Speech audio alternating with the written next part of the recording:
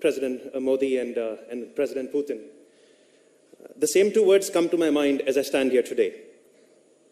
And not because we are at the ITC Mall or right next to Chanakyapuri, indeed, but because I believe this ancient inspiration is one whose time has indeed arrived. While government is fulfilling it by creating cashless data and digital-led ecosystems like Ayushman Bharat and Aadhaar, we entrepreneurs are delivering the concept of Uttisht Bharata by riding it on the power of digitally empowered consumers today. Take my case. It was the inspiration of Rise India that convinced me to leave my life as a Wall Street banker and jump and join the Aadhaar project several years ago, which then led me to start Healthify 6 years ago in a small apartment in Bangalore to address the nation's health and wellness needs. With some perseverance and patience, Healthify Me is now India's largest and most loved health app. We are helping 75 lakh Indians in Tier 1, 2, and 3 cities achieve a better lifestyle, achieve better health. We're also proud employers of hundreds of yoga practitioners, of dietitians across the country. And we have created artificial intelligence solutions like RIA, which is the world's first AI dietitian. So this would not have been possible without the support of several investors who trusted us with their capital. We have raised $25 million in our funding thus far, and it has been anchored by Sistema Asia Fund from Russia as one of the keystone investors, with the help of which we are now going global. We launched in Malaysia earlier this week, sir. This Rise India story is not unique to me. Thousands of startups are solving Indian and global problems, aided by Russian contribution in capital and partnership. To further that collaboration, I think the following 3 points were deliberated in the forum that we earlier met as. First is that India provides access to Southeast Asia and Middle East as an entire corridor. India is, of course, the third largest unicorn creator in the world, and right after that is Indonesia. And I believe India has the talent, the resources, and the capabilities to build digital solutions for these 1 billion people who are all digitally enabled. And Russian capital can certainly help in deploying that and achieving that vision for the region in India and beyond. Second is that more transparent information system needs to exist, we believe, for Indian companies to seek talent and technology in Russia. A national capability registry could be quite valuable, much like there exists one in Israel today. There is also power in bilaterally building bridges and accelerator to infuse collaboration between Russian and Indian startups and venture capitals. Examples exist for India, Israel, India, Silicon Valley, even India and China have started to create bilateral tech conferences. And we believe we need to accelerate that effort. I think if we can create a Russia-India accelerator in the near time, it could be very valuable for the startup communities. Dear sirs, Uttisht Bharata is indeed happening. India is rising. And I want to thank Honorable PM Modi and his government for the Chanakya Niti that they have employed to help us achieve that. Healthify is only one amongst many others like Practo, Ola, Swiggy, and Flipkart that have had the Indian will and strong Russian partnership and investments to achieve amazing heights. And we strongly believe such partnerships can continue, and startups like ours will help in the future to help India rise and help our collaborations reach to new heights. So thank you for that.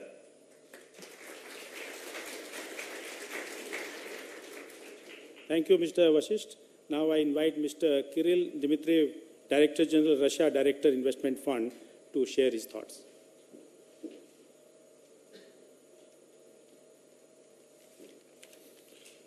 Уважаемый Владимир Владимирович, премьер-министр Моди, коллеги, мы присутствуем благодаря вашей поддержке на самом крупном инвестиционном форуме между Россией и Индией. Здесь присутствует более 500 делегатов из крупнейших российских и индийских компаний. И я хотел поделиться некоторыми мыслями, которые обсуждались раньше, и некоторыми примерами, которые позволят нам кратно увеличить совместные инвестиции. На сессии по стартапам мы обсуждали, что и в России, и в Индии есть очень много успешных программистов, математиков, и мы считаем, что совместные проекты в области искусственного интеллекта могут совершить тот технологический прорыв, который нам крайне важен, и повысить эффективность во многих отраслях на 30–40%. В связи с этим мы решили выделить вместе с нашими индийскими партнерами несколько сот миллионов долларов для совместных инвестиций именно в сфере искусственного интеллекта. На сессии по инфраструктуре мы обсуждали о том, что потребности инвестиций в инфраструктуру в Индии составляют $1,5 триллиона. И наши компании готовы активно принять участие в этих проектах. У нас есть совместный фонд с суверенным фондом Индии по инфраструктуре. И, безусловно, компания РЖД играет ключевую роль здесь по прорыве в железнодорожном транспорте и с точки зрения совместного производства вагонов и использования совместных коридоров, о которых говорилось раньше. Очень важно, что в промышленности и в агросекторе у нас большое сотрудничество в области удобрений и в ряде других секторов.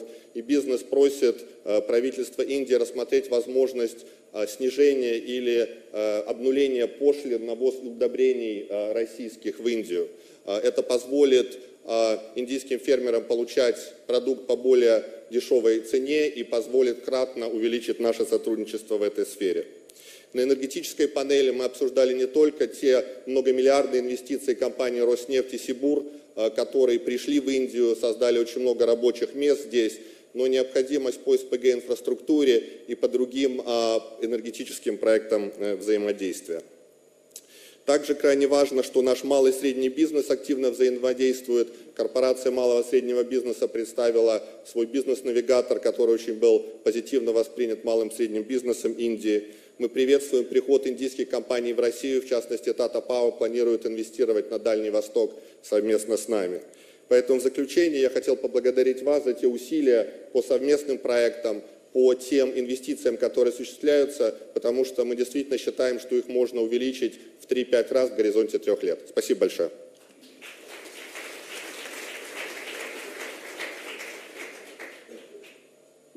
Thank you, Mr. Dimitriev. Now I invite Mr. C.P. Gurnani, CEO and Managing Director of Tech Mahindra, to report on the day's proceedings.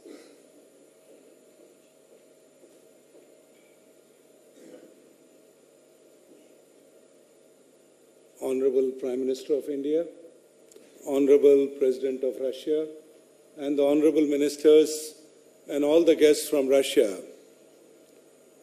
In one of the important panel discussions on ICT, and particularly on the digital economy, we had a chance to discuss, along with the panelists from Russia, the way forward and where we are. What we looked at is our ambition, India's ambition to be a $1 trillion economy in ICT and digital economy. We also shared that the Prime Minister has laid out an ambitious plan for our economy to double to $5 trillion. And within that, there is a desire that our current exports of ICT is approximately $165 billion. We think that there is a much further scope and we need to press the levers around that. But more importantly, there is a desire to make digital India an inclusive digital India. And we believe that as we build up this ecosystem, there will be areas where we would be able to take help from Russia. For example, in today's aircraft, almost 50 to 60% is electronics and software. In today's defense and missile systems, about 50% is really the embedded systems and software. We also believe that as the 5G rollout happens in telecom, the intelligence will go to the base stations. And that effectively means is that we need to secure. And cybersecurity will play a huge and important role. Russia has invested through its education system, through its development systems, a fair amount of leadership in cybersecurity systems. We think India, both for consumption in India market as well as for us to remain competitive in the global market, this collaboration can yield a lot of results. Similarly, we strongly believe that India, while imports a lot of defense systems, but today it is we can contribute a little more by Make in India campaign that the Prime Minister has given to us. We believe that as we start collaborating, we can create a lot of software and embedded systems right here in India. So, as of date, I can only say is that if we were to do a scorecard on ICT and digital economy between the two countries, I think it will come close to 0%. And this is for a country which now exports ICT and services to about 130 countries. I think we need to change that equation. Business in general has a unanimity that we would like a task force to be formed to look at how we can collaborate better, how we can remain competitive, and how we can globalize together, and how we can benefit each other's digital economy. And my request to the honorable ministers and the Prime Minister and the President is, please bless this ICT task force, because there is a lot of work to be done. We have an appetite, we have an urgency. Thank you.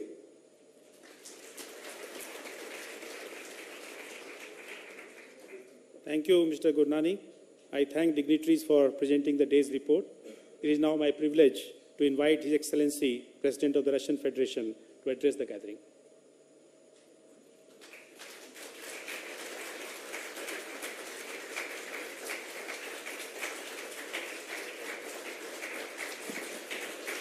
Спасибо.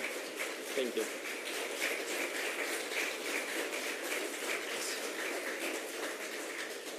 Уважаемый господин Моди, уважаемые друзья, я очень рад приветствовать ведущих предпринимателей России и Индии.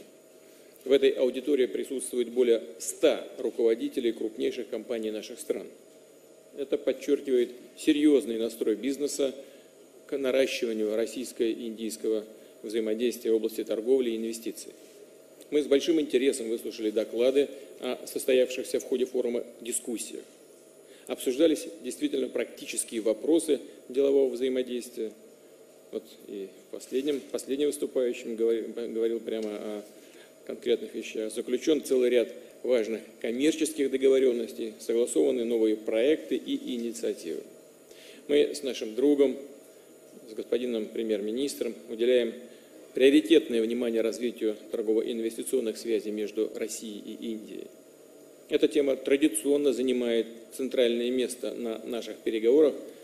Так было, конечно, и вчера вечером, и сегодня.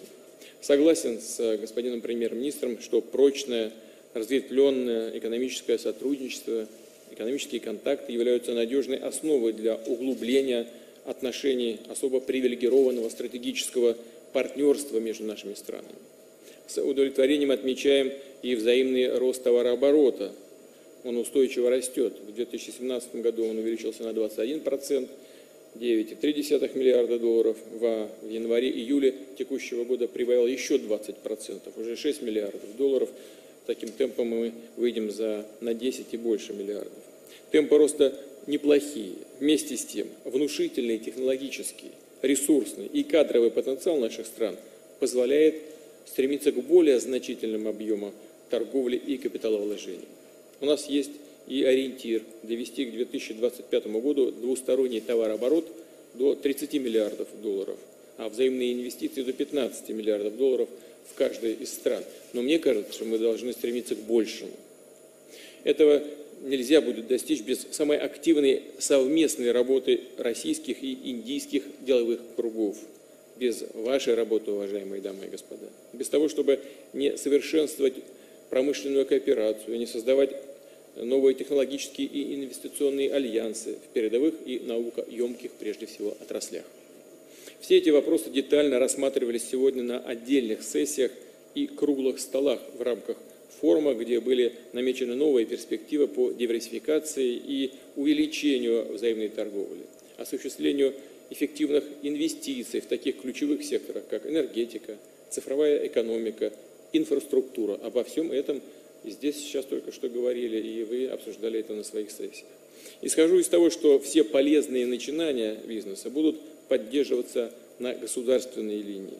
по государственной линии, российскими и индийскими министерствами и ведомствами. Компании двух стран будут активно привлекаться к национальным программам индустриального развития, к крупным инфраструктурным проектам.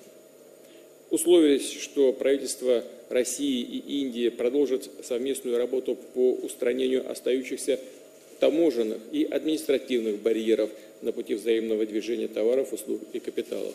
Насколько я знаю, вот на уровне министерств как раз эта тема обсуждалась сегодня. По 5 направлениям идет работа, надеюсь, что она будет завершена положительно.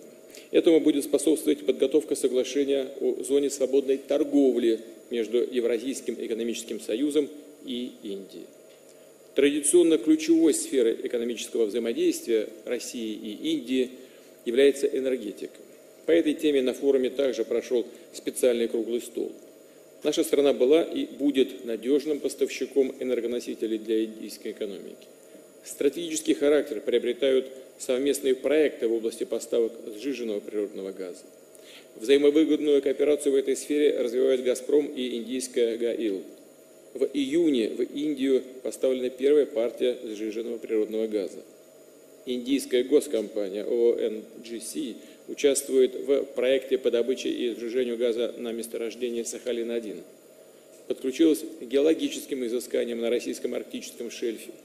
Многие годы работает на Ванкорском нефтегазовом конденсатном месторождении. Успешно реализуются долгосрочные контракты по линии Роснефти. В прошлом году российская компания купила индийскую нефтеперерабатывающую корпорацию SR Oil. Это крупнейшая инвестиция, иностранная инвестиция в экономику Индии – 12,6 миллиарда долларов. Я уже говорил, мы с премьер-министром сегодня обсуждали это. Мы будем приветствовать, если индийские партнеры подключатся к работе и в Арктике. Это очень перспективная, долгосрочная работа, очень серьезная, рассчитанная на десятилетия вперед, с хорошими инвестициями, с хорошей отдачей. С учетом того, что происходит изменение климата, где-то хорошо, где-то, может быть, не очень, но возможности использования Северного морского пути увеличиваются. Мы строим атомный флот, 8 атомных кораблей строим, и они будут последовательно вступать в строй, работа уже идет. Это обеспечит надежные поставки сжиженного природного газа на индийские и вообще на мировые рынки. Так что это может быть очень интересно, будет наверняка очень интересной работой совместно. Россия помогает Индии развивать ядерную энергетику. Росатом строит АЭС Кудам-Кулам, как известно. Рассматривается возможность возведения еще одной атомной электростанции по российским технологиям. Перспективным направлением российско-индийского взаимодействия считаем развитие транспортной инфраструктуры. Российские компании прорабатывают проект модернизации более 500 километров индийских железных дорог. Заинтересованы в активизации системной работы по созданию коридора север-юг. Этот маршрут позволит значительно сократить время доставки грузов из Индии в Европу. Есть и другие очень интересные перспективные высокотехнологичные сферы, где мы можем совместно работать. Это и авиация, и космос, и ряд других направлений. Медицина, фармацевтика. В этой представительной аудитории хочу особо подчеркнуть, мы заинтересованы в расширении присутствия индийского бизнеса в России. Стремимся формировать максимально комфортные условия для привлечения инвестиций и технологий. Инвесторам предоставляются серьезные преференции, упрощаются административные нормы и регулирования, развивается современная инфраструктура. Россия обладает мощным торгово-промышленным потенциалом. Наша экономика показала, что способна успешно справляться с самыми сложными и самыми острыми вызовами. Мы ставим перед собой новые масштабные задачи по достижению прорывного развития и долгосрочного роста, модернизации промышленности, инфраструктуры, социальной сферы. Позитивную динамику демонстрируют и российские макроэкономические показатели, что является, безусловно, нашим достижением за последние годы. Обеспечена устойчивость государственных финансов, растут золотовалютные резервы страны.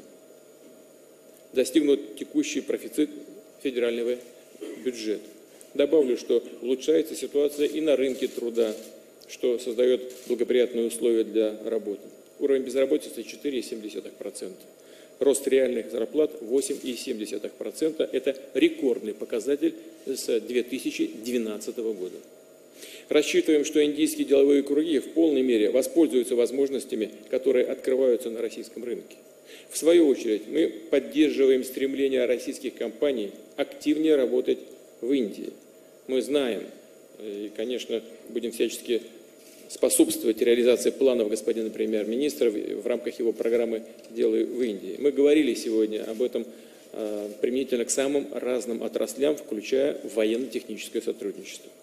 Уверен, что такое тесное взаимодействие бизнес-сообществ, дальнейшее углубление двухсторонних торговых и инвестиционных связей, безусловно, отвечает коренным интересам двух стран. Я хочу пожелать вам успехов и благодарю вас за внимание. Спасибо.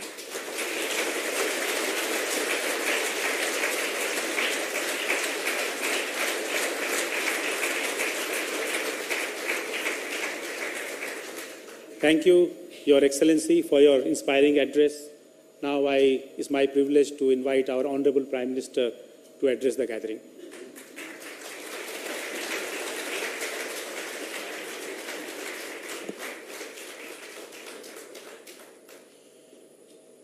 रूस के महामहिम राष्ट्रपति Vladimir Putin, business world के प्रतिनिधिगण, यहाँ उपस्थित अन्य महानुभाव, देवी और सज्जनों, नमस्कार। आप लोगों के बीच आने का अवसर मिलना वाकई एक सुखद अनुभव है। पिछले साल जून में भी भारत और रूस में कार्यरत कंपनियों के सीईओ से हमारी मुलाकात हुई थी और मैं मानता हूं कि निरंतर संवाद की इस प्रक्रिया से आपसी रिश्ते और मजबूत हो रहे हैं और निखर रहे हैं। मैं राष्ट्रपति पुतिन का विशेष धन्यवाद करना चाहता हूं क्योंकि उनके नेतृत्व में भारत और रूस दो महान देशों के बीच रिश्ते नई ऊंचाई पर पहुंचे हैं। हम खुद भी एक दूसरे से मिलने का कोई मौका नहीं छोड़ते हैं। साथियों, हमारे राजनयिक संबंधों को पिछले साल 70 वर्ष पूरे हुए हैं। 70 वर्षों की इस लंबी यात्रा ने दोनों देशों के बीच सदियों पुरानी मित्रता, आत्मीयता और आपसी समझ को निरंतर मजबूत किया है। इस रिश्ते का special and privilege strategic partnership के रूप में बदलाव दोनों देशों की समान आकांक्षाओं और नजरिए का उदाहरण है। दुनिया में बदलाव आना सामान्य बात है। बहुत कुछ बदल गया है, बहुत कुछ बदल रहा है, पर भारत और रूस की दोस्ती कभी नहीं बदली।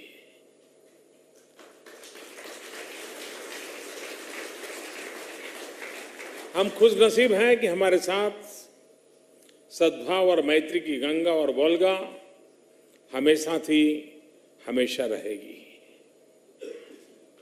हमारे संबंधों को लगभग हर क्षेत्र में विस्तार मिल रहा है। उसकी आधारशिला है दोनों देशों के बीच आपसी विश्वास और समझदारी। ये हम सभी के लिए खुशी की बात है। इस रिश्ते को दोनों ही देशों का उद्यम जगत और ज्यादा मजबूती दे रहा है। दोनों देशों के व्यापारी वर्ग के प्रयासों से अर्थव्यवस्था में और नागरिकों की सुख सुविधा में बढ़ोतरी हो रही है। सच पूछिए तो हम अपनी सामाजिक और आर्थिक प्रगति में रूस को सबसे महत्वपूर्ण साझेदारी मानते हैं। पिछले 2 वर्षों में दोनों देशों के बीच के व्यापार में काफी वृद्धि हुई है। अगर मैं सिर्फ साल 2017-18 की ही बात करूं तो भारत का रूस के साथ व्यापार 20% बढ़ा है। इसी से उत्साहित होकर सरकार लगातार प्रयासरत है कि रूस का भारत में निवेश और भी बढ़े। साथियों, आप सब इस बात से भली भांति परिचित है कि रूस की कंपनियों को भारत में निवेश करने में सुविधा हो। इसके लिए हमने रशिया प्लस नाम से एक व्यवस्था खड़ी की है। इस व्यवस्था का उद्देश्य है रूस के निवेशकों को एवं कंपनियों को आवश्यक जो भी सहयोग चाहिए वो प्रदान करना। और मुझे बताया गया है कि दोनों देशों के बीच आर्थिक सहयोग को और बढ़ाने के लिए ज्वाइंट वर्किंग ग्रुप काम कर रहे हैं। 23 प्रोजेक्ट भी आइडेंटिफाई किए गए हैं। ऐसे सहयोग से निश्चित ही दोनों देशों के बीच बिजनेस एक्टिविटीज और बढ़ेगी। साथियों, आज विश्व में भारत एक चमकते हुए सितारे की तरह उभर रहा है। इसको और गति देने के लिए हमारी सरकार रिफॉर्म की प्रक्रिया को निरंतर आगे बढ़ा रही है। रिफॉर्म, परफॉर्म और ट्रांसफॉर्म के मंत्र पर चलते हुए हर सेक्टर में आवश्यक बदलाव किए जा रहे हैं। उन्हें मजबूत करने के लिए ठोस कदम उठाए जा रहे हैं। पिछले 4 सालों में किए गए स्ट्रक्चरल रिफॉर्म्स और उसी का नतीजा है कि भारत की अर्थव्यवस्था नई ऊंचाइयों को प्राप्त कर रही है। आज हम विश्व की सबसे तेज गति से विकास करने वाली बड़ी अर्थव्यवस्था है। हमारी अर्थव्यवस्था आकार अब लगभग 2.6 ट्रिलियन डॉलर का हो गया है। वर्तमान में भारत की अर्थव्यवस्था 6ठे नंबर पर है और पहले 5 में आने की तरफ हम बहुत तेजी से आगे बढ़ रहे हैं। चाहे घरेलू नीति हो या फिर विदेश नीति में भारत की छवि, चाहे आर्थिक प्रगति हो या टेक्नोलॉजी का विस्तार, चाहे सुधार कार्यक्रम हो, ईज ऑफ डूइंग बिजनेस हो, चाहे इन्वेस्टर फ्रेंडली माहौल बनाना हो या बिजनेस फ्रेंडली पॉलिसीज, सभी क्षेत्रों में भारत एक स्थिर व्यवस्था का मॉडल बन रहा है। हमारा रेगुलेटरी ढांचा भी अब ज्यादा सक्षम, ज्यादा पारदर्शी और ज्यादा स्थिर है। पिछले साल लागू किया गया GST, goods and service tax, एक बहुत बड़ा कदम है। इससे भारत में टैक्स व्यवस्था और पारदर्शी बनी है। मुझे आपको बताते हुए खुशी हो रही है कि हमारे इन प्रयासों के निरंतर परिणाम मिल रहे हैं। वर्ल्ड बैंक की ईज ऑफ डूइंग बिजनेस की रैंकिंग में 3 साल में भारत 42 स्थान पर ऊपर गया है। World intellectual property organisation WIPO की ग्लोबल इनोवेशन इंडेक्स में की रैंकिंग में भारत 21 स्थान पर ऊपर उठा है। वर्ल्ड इकोनॉमिक फोरम के ग्लोबल कॉम्पिटिटिवनेस इंडेक्स में 2 साल में हम 31 स्थान पर ऊपर गए हैं। भारत अंकटाड द्वारा लिस्ट किए गए 10 FDI डेस्टिनेशन में से एक है। साथियों, ऐसे परिवर्तन तब आते हैं जब बिल्कुल जमीनी स्तर पर जाकर फैसले लिए जाते हैं, दूरदर्शी सोच के साथ नीतियां बनाई जाती हैं और निर्णय लागू किए जाते हैं। पिछले वर्षों में फॉरेन डायरेक्ट इन्वेस्टमेंट के क्षेत्र में हमने काफी रिफॉर्म किए हैं। आज हम FDI की दृष्टि से सबसे खुली अर्थव्यवस्था है।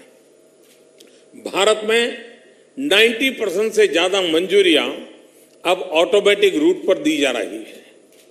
इसी का परिणाम है कि हमारी FDI पिछले 3 साल में लगभग 2 गुना हुई है।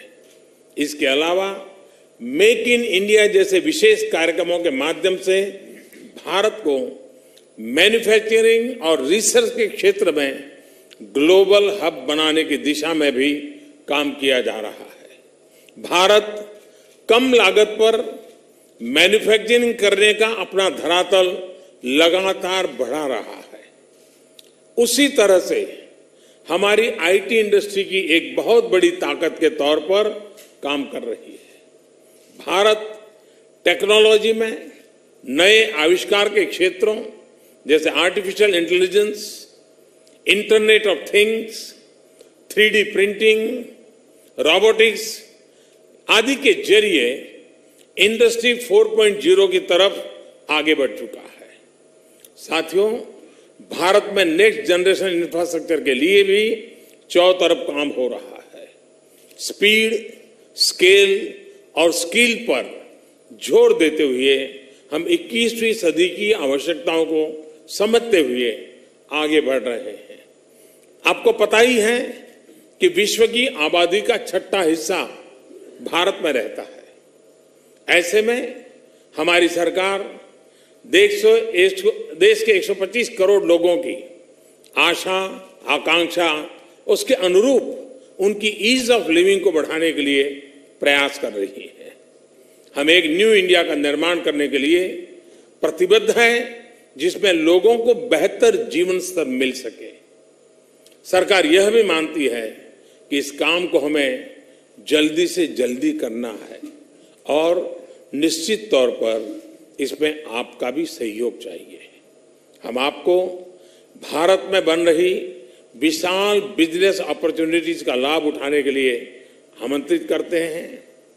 इस अपार अवसर के कुछ उदाहरण भी मैं आपको देना चाहूंगा। हमारा सागरमाला कार्यक्रम, जिसके जरिए हम समुद्री तटों को और देश के प्रादेशिक क्षेत्रों को जोड़ना चाहते हैं, आप सभी के लिए भी यह एक बहुत अच्छा अवसर है।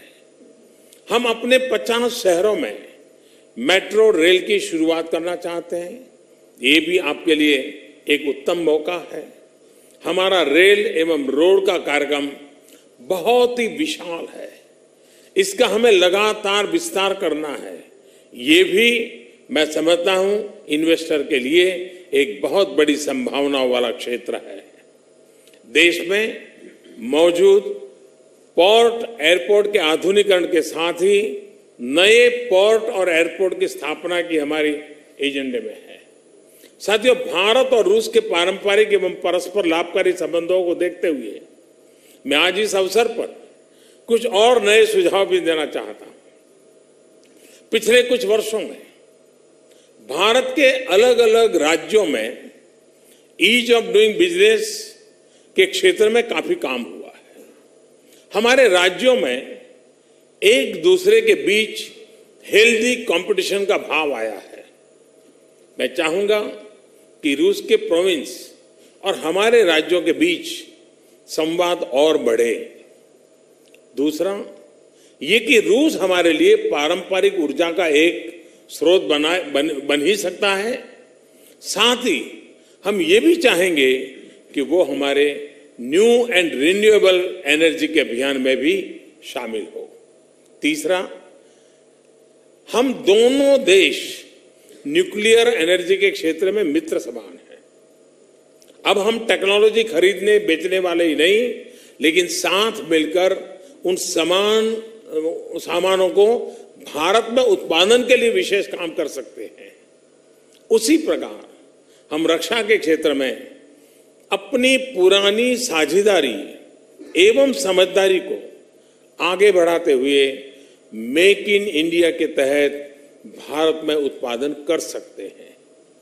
हम इस बात का भी स्वागत करेंगे कि रूस भारत में एक डेडिकेटेड डिफेंस इंडस्ट्रियल पार्क खोले। उसी प्रकार रूस में हमारी आईटी एवं फार्मा कंपनियों के लिए काम करने का अच्छा अवसर है। ये क्षेत्र ऐसे हैं जहां रूस की कंपनियों के साथ जॉइंट वेंचर बनाकर काम किया जा सकता है।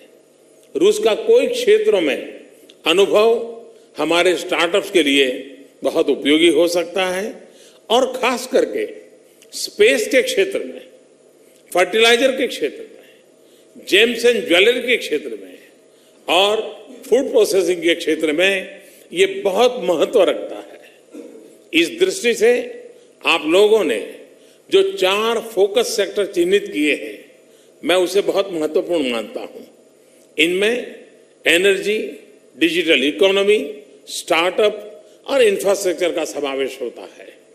साथियों, आपकी आपसी चर्चा वाले जो बिंदु यहां उठाए गए हैं, उनको भी हमने ध्यानपूर्वक सुना है। मैं आशा रखता हूं कि दोनों देशों के बीच व्यापारिक संबंध इन 4 क्षेत्रों के स्तंभ पर और भी मजबूती से खड़े होंगे। मुझे विश्वास है कि आज की आप लोगों की बातचीत से आने वाले दिनों में दोनों देशों के व्यापारिक संबंधों में और तेजी आएगी। मैं भारत के systematic reform, transparent resource allocation, reliability of policy और resurgence of huge middle class का लाभ उठाने के लिए आह्वान के साथ अपनी बात समाप्त करता हूं। मैं राष्ट्रपति पुतिन का हृदय से आभार व्यक्त करता हूं। मैं रशिया से आए हुए डेलीगेशन का भी आदरपूर्वक सत्कार करता हूं। बहुत बहुत धन्यवाद।